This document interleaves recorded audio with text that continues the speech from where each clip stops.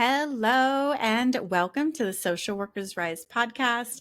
This episode is brought in part to you by CHEP, who is hosting the 11th Annual Addictions Conference, Inclusive Recovery Addressing Diversity and Co-Occurring Disorders. So today we are here with our guest, Roopa Cantu. Welcome to the podcast. Hi, Catherine. Thank you so much. Yeah, welcome. I'm so excited to be talking with you because you and I have been conversing back and forth via email for a long time because you have been growing your private practice, your clinical supervision, and tell us, who are you? What do you do? What do you have going on right now? Thanks, Catherine. I want to thank you so much for your support. I recently went into private practice and was kind of, swimming around, trying to figure things out and how to get contracts and all that, and being able to be connected with you and your resources, your network has been incredibly helpful and beneficial. So I really, really appreciate that. Of Thank you course, so I'm here to much. share. I'm glad that it's been helpful. Thank you. So I would you like me to get into my story at this point? Yes, we'd love to hear your story. Okay, cool. So I am South Asian. I identify as South Asian, specifically Indian American. Grew up my parents are from India, but we were actually living in Zambia, in Southern Africa, where I was born, and then we immigrated from there to the US. I was definitely young during the times that my parents were going through like their own assimilation and acculturation process into the US, although I've heard stories from them and I've heard about the hardships. And my dad came as a doctor to the US, yet he was not making a ton of money as a doctor. And my mom we were living in Philadelphia, and she was having a lot of difficulty with adjusting to the culture, a new culture around her. They had shared that it was predominantly an African American population that we were living around, and my mom, has shared with me that she made a lot of friends and things like that. However, it was just different. She was used to in India and also in Zambia being around a lot of South Asians, and so, it was just difficult for her to adjust. I think my dad had an easier time adjusting from what I understand. And he was actually relieved to some extent that he was able to come to the US because of some of the hardships he experienced, in Zambia and in India. So I'm really excited to kind of get into some of that stuff with you, Catherine, regarding kind of, the lessons I've learned, the experiences I've had being an Indian American in the US, and now working with a lot of Indian American South Asian clients.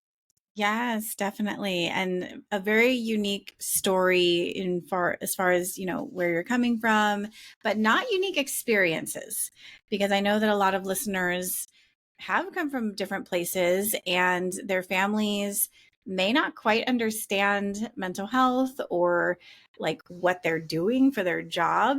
So what's been your experience as far as with your family upbringing around the topic of mental health? Thank you for asking. So, mental illness and substance abuse actually runs in my family on both sides. There's definitely elements of like anxiety and such on my mom's side, and on my dad's side, there's range from milder mental illness. That's what we call it, right? Anxiety, depression to schizophrenia. Um, and willingness, I would say, to reach out for support has varied. I experienced my father. He was, comfortable with me sharing this, and I told him it was really important and helpful for me to be able to share this because he's been an inspiration to me.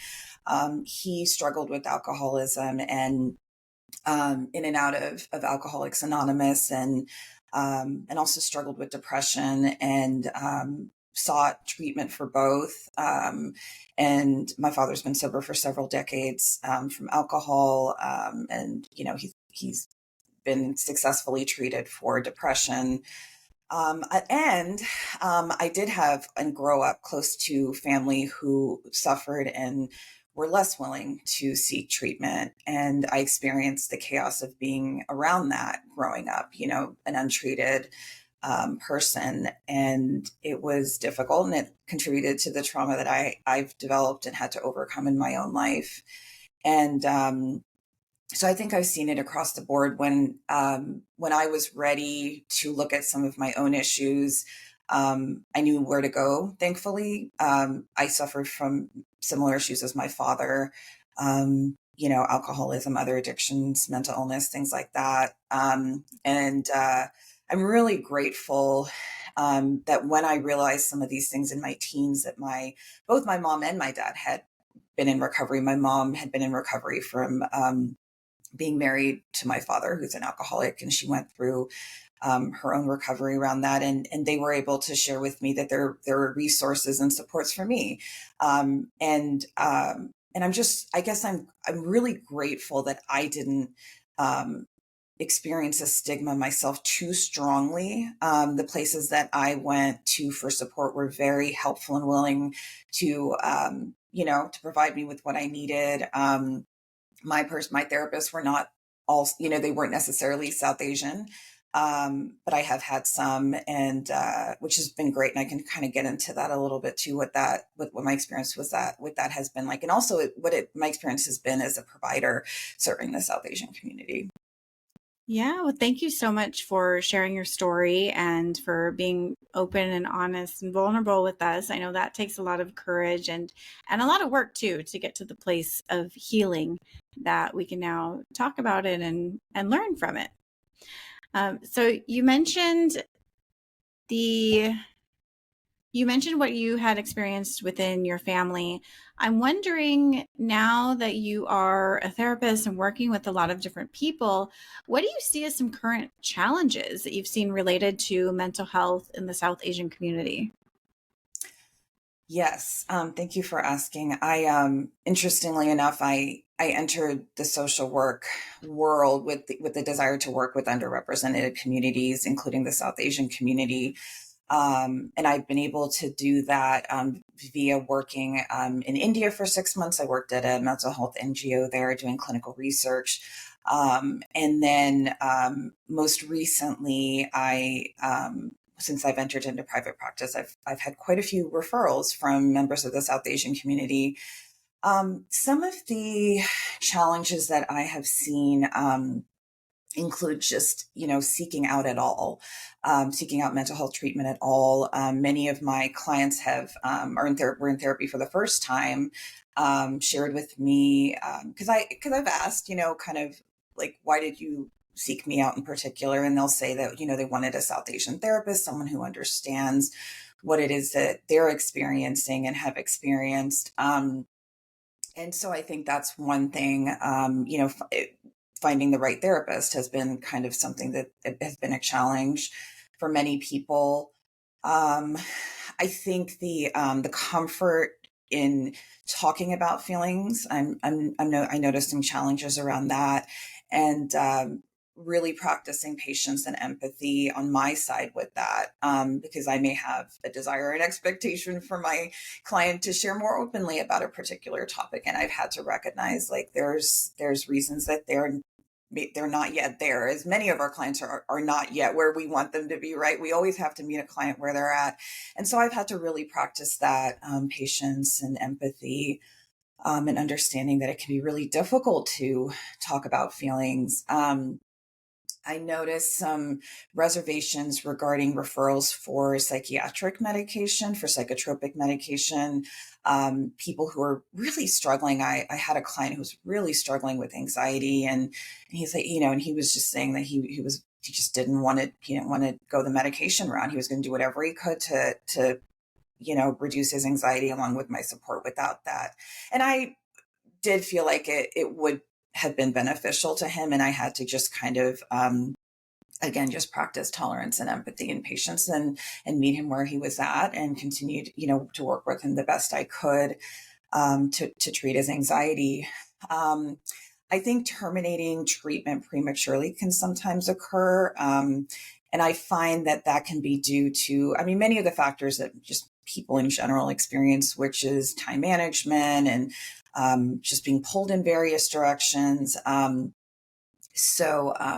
do see also in relation to the premature termination, there's stressors related to that. Like that particular client I was talking about lives in the Bay Area of California, and wanted to buy a new house, and then in the tech industry where many of our members of the South Asian community work in.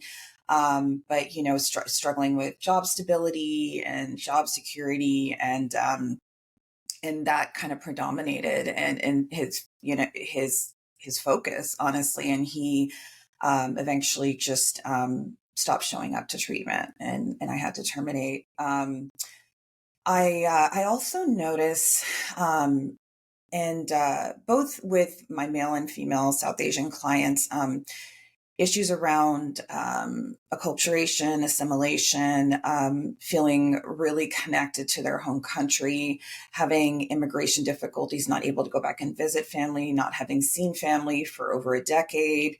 I mean, again, struggles that many of our immigrant communities experience. But yeah, just a lot of stress around that and pressure around those things. And then the last thing I'll say is, I also have clients who are kind of in their 30s, unmarried. So, in particular, some of the ones I'm thinking about are women, and they they had been feeling like the ongoing pressure around marrying someone within the community, but not finding a person within the community to who they feel like they can marry, and still dealing with like the parental expectations around that, and continuing the individuating process. I mean, that can definitely range from teens to 30s, probably beyond that, but definitely seeing some of that occur as well. Thank you. So that's a lot. There's a lot of challenges that you see as a therapist. I was taking notes over here. So just to kind of recap, there's the initial resistance to seeking therapy. And once they do finally get to the point where they're able to seek the therapy, even finding a therapist that they're able to connect with, feel comfortable with, and have faith that the therapist understands what it is that they're experiencing and going through and can help them through that. There's a discomfort of sharing emotions among some people. And with that, and then sometimes people can be resistant to psychotropic medications, even though it may be very helpful, but there may be that fear and even stigma around that as well. It sounds like sometimes there needs to be, because of various life factors, that treatment is terminated early, which can also be a challenge and a struggle. And then some of the people that you are talking with, the acculturation or assimilation into a new country can be really, really challenging. And I think amplified by the fact that they don't have their support system, they don't have Yes. their community, and they miss their family. Yes. So that's a lot. It's a lot of Mhm. challenges, a lot going on. I'm wondering, with the first point around them deciding to seek out therapy, how much of that is the stigma, and then I'm also thinking maybe they don't know that they need therapy. I don't know. What are your thoughts around that? Yeah, I hear you on that. I think, and I do inquire with all of my clients why they sought treatment, and it's interesting what I've heard. Some of it is I just realized I needed it, and I was like, okay, so like you just decided therapy was the route for you. Yeah, I just did, and then others have spouses or partners who are actually in therapy. And so then, their spouse or partner encourages them to plant the seed, which I really appreciate, on this topic of like therapy being a, widely used kind of method of recovering from the, mental health issues and stuff like that. And access, I love hearing that. I have other family members who are doing it, have done it, have benefited, encouraged me to. And so those are some of the ways that people come in. And um, what else? I think the population that I work with right now, often they're not like stepping down from like a hospitalization or something like that. It's typically people who kind of in the milder to moderate range of mental health issues in there. So yeah, don't often see step downs. But yeah, those are kind of some of the ways that I'm hearing people come in. There's actually, I'm on several therapy platforms as well. And so it sounds like people kind of Google, they'll call their insurance plan and, ask for a South Asian therapist or, use AI and, just kind of find me in that way. Yeah, that's awesome. We're going to hit pause on this conversation real quick because the next time that you need continuing education units, I highly recommend the Therapist Development Center. TDC has helped more than 100,000 social workers pass their licensing exams, including myself. I love that TDC CE courses are engaging and relevant.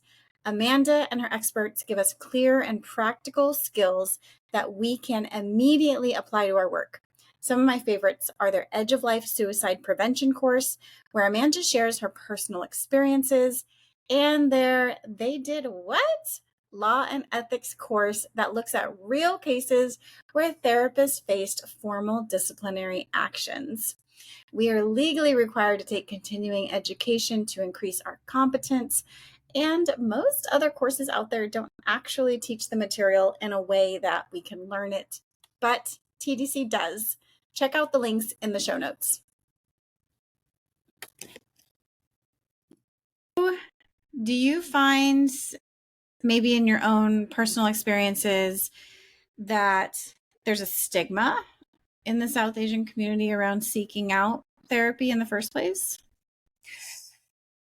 That's a really good question. I do think there is. I kind of in preparation for this, I was reading my research paper from grad school about Indian Americans and access to mental health services, and I was kind of reviewing some of those things, and I was like, yeah, I do think that some of those things still very much stand true today. I have had clients who are kind of hiding out in a room doing therapy with me because they don't want a family member to know that they're doing therapy. I currently have a client now, and I'm like wondering why she's like whispering, and then she's like, my husband's in the other room and he doesn't know. And I was like, okay, all right, that's fair. Yeah. That's fair enough. And then I had a consult once, and this woman was she was doing it from work. She's like, I can't share with my husband that I'm doing this. So I do think, I mean, those are just some examples of what I would consider stigma, which is, feelings of like shame, related to trying to access mental health treatment, to meet with a therapist, and which I think leads to hesitation on people's parts for pursuing like psychiatric treatment, some of these other things that we were talking about. Fear around what their family members are going to think about them, say about them. I do think that what still stands culturally is like adherence to elders. And I think elders are often those who, including within my own family, family go to for guidance, support, including on mental health issues. Whether or not that's how it's defined, it's like a problem that needs to be solved. So, this is who I'm going to. My grandma's considered one of those within my family.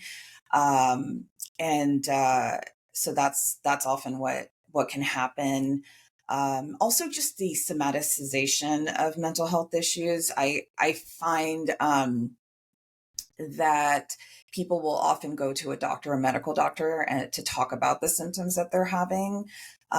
versus going to a therapist. I think that occurs in India. I think that, or just in other South Asian countries, including India. I think that occurs in the U.S. as well. Yeah. Yes, yes, I've noticed that too. I have gotten some clients come in because they say that they were referred by their doctor and it was medically recommended that they seek out therapy. And another observation that I've seen with working with South Asian clients is that there's a religious component too, is that my client believes therapy is going to be the best for them. However, their parents say, no, you just need to pray. And they feel like their problems are going to be that their problems are spiritually related, and therefore the therapist is not needed. So I don't know if you've observed that as well. Thank you for bringing that up. I grew up with that kind of guidance. So I, to this day, and I was referring to my grandma as the elder. She's my only living grandparent on both sides right now. And prior to my grandpa dying, who was her husband, I mean, they both were considered the elders in my parents' family, my mom's side of the family. They were the eldest, the most respected, the most wise, and very religious. They were Hindu. I grew up within the religion of Hinduism, and with any difficulty or any that I maybe expressed or any difficulty they thought that I was experiencing, they would say, we will pray for you. And we went to the priest, and this is what the priest um, is predicting will happen. And, the interesting thing is like what the priest predicted would happen didn't always happen. And so then I was kind of wondering what was going on. I was like, well, the priest that I was supposed to get married 3 years ago, what happened? And so I started to kind of have my own doubts around praying and religion and all of those things as a solution. However, I think again, speaking about my mom's family, just standing so true and to religion and as a source of strength, as a source of answers. They continue to do that. They would continue to voice things in that manner, with me, with my siblings, my mom, is what I witnessed. Um, and I do think that, although I think also there's not always words, in our languages for things like anxiety and depression and things, but there are words culturally and within the native language, and I believe that they would, kind of say that religion, praying, could ease the burden of these different issues. Yes, yes, definitely. And thank you for sharing all of that. It was interesting how people have come to find you, that there's a lot of, that it seems like people, one, kind of have an epiphany, like something happened, I realized I need additional help, and maybe my faith isn't all of the answer, right? Because I do believe that faith and faith communities do serve a very important part of our beings as human beings. However, it may not be the entire answer for everybody. So just kind of realizing that it's needed. And then Mm-hmm. also too, it seems really important to hear other people that they know and respect are also going to therapy. So almost like that personal recommendation, like, hey, it's okay. This is my story. This is how it's helped me. And maybe it can help you too. And so that, Definitely. I think that goes a really long way in reducing that stigma that people might Mm-hmm. feel around that. Mm-hmm. Yeah, definitely. Definitely. Mm-hmm. So I'm wondering, what can we talked about a lot of challenges and stigma. Mm-hmm. What is it that we can do as individuals to overcome this? Like, what can we do in our small little part of the world? Yeah, thanks for asking. Um, I know myself as a South Asian mental health therapist. Yeah, as someone who identifies as South Asian, who's a mental health therapist, I I try to put myself in communities where I am around other South Asian therapists. I mean, other therapists, other South Asian therapists, so I can learn things about like what do we do, kind of collaborate with others. What do we do to be able to be more accessible, to be on, be able to empathize better with what our community is going through. What are the studies? What are the new terms? What's the, just being educated. I recently attended a South Asian mental health conference in the Bay Area, actually, and it was one of those types of like gatherings of collaboration and communication, and I learned about it's actually called the Hume Center, and it's a training program for doctoral students, other, interns of other mental health routes, and things like that. And they have clinical supervisors, and they serve the South Asian community. So I think agencies such as this, programs such as those, are really, really important. I think going to places where South Asians congregate, temples, yeah, temples, cultural centers, I think is really important, and providing material about what like individual services we provide, or like programs are providing. And I heard that actually in this area that I live in, Fresno, there's actually going to be a Punjabi mental health center that's going to be opening. Interestingly enough, like a lot of my neighbors are Punjabi, and so that's wonderful. And I'm challenged as I don't speak Punjabi, but still, like, we speak in English and communicate, and I love it. And so I mean, even starting in places like this, kind of going door to door, that just kind of just occurred to me, and letting people know that, like, I'm a South Asian therapist who works, who lives and works in this community, and I'm here for you, and your family, and anybody, who needs support.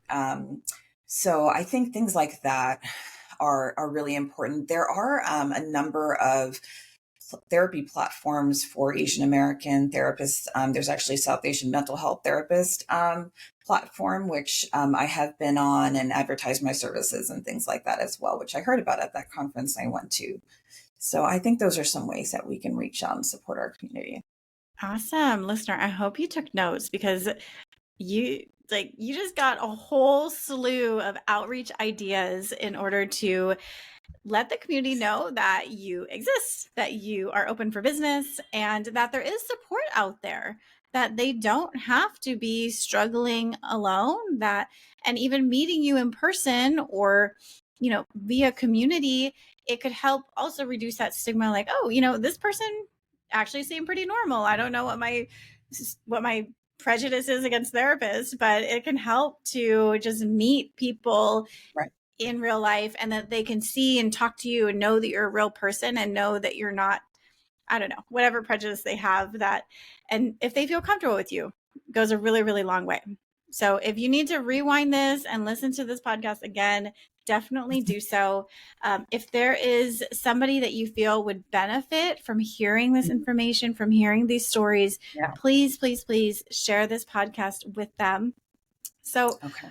Roopa, I'm wondering, just kind of closing out here, was there anything that Yeah. we missed? I think the only thing is like gratitude for people like you, Catherine, who are willing to like hear my story, hear about my passion, and my desire to really be there for the South Asian community, be there for underrepresented communities, be there for our BIPOC communities, and just like really care. I think there's so many wonderful therapists, so many wonderful providers, people, doing amazing things in the world, and really, just really for the care of others. And I appreciate that that you bring many of those people to your show, to your work, and just really profile them, and I just want to say I really appreciate it. Well, thank you. I appreciate you and all the work that you're doing, because you are out there in the field. Well, we both are. We're out there in the field helping people, healing lives, breaking generational traumas. And, you Yeah. know, you're even offering clinical supervision right now as well. So there's a lot of different ways that people can work with you. If people are interested in connecting with you, where can they find you? Thank you for asking. I am on the clinical supervision directory. I'm on the RISE directory, and Psychology Today. Those are some of the places that I am. I'm on LinkedIn and Facebook and things like that as well. I do have a flyer that has all the services that I offer. I do offer coaching, consultation, supervision services. If you are a supervisee or someone who needs coaching or consulting and you feel like you don't have the funds for it, I work with all of my clients, all of the people I work with, like we're talking about access. I try to be very understanding of the, of everybody's financial status and needs and stuff. And so I really try not to make that be a barrier for me to be able to provide support. And I also am, yeah, I'm taking those referrals as well as psychotherapy referrals. So Awesome. And you can find her information in the show notes as well. Again, please share this episode out with anyone you think would benefit from it. Thank you so much, Roopa. It has been a pleasure to finally talk with you and to hear your story. And that is all for this week. Bye. thanks.